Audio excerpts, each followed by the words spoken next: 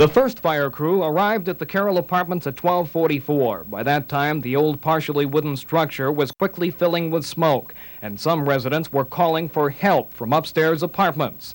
Then an explosion rocked the structure, throwing some persons to the ground.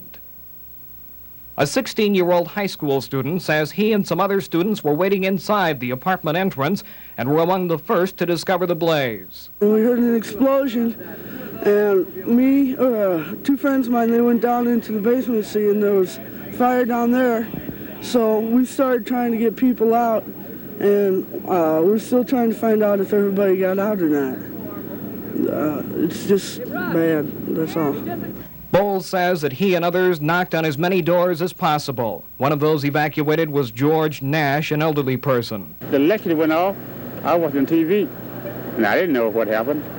And so while I smelled smoke. But it's a good thing I knew my way around in the house, in my apartment. If I hadn't knew it, I couldn't have made it.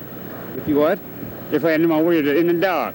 Uh-huh. So I went through the back way. If you hadn't known your way in the dark, you'd have been in I'd have been up there now.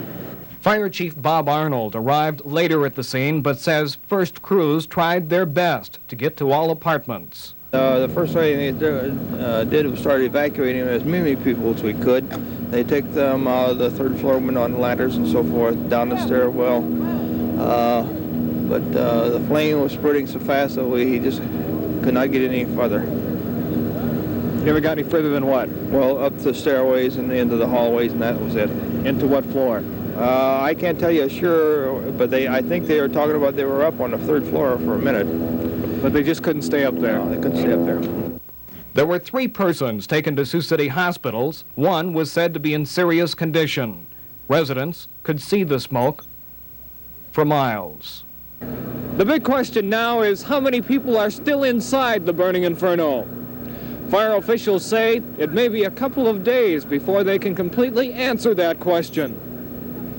In Sioux City, Bruce Prentice, News Center 4.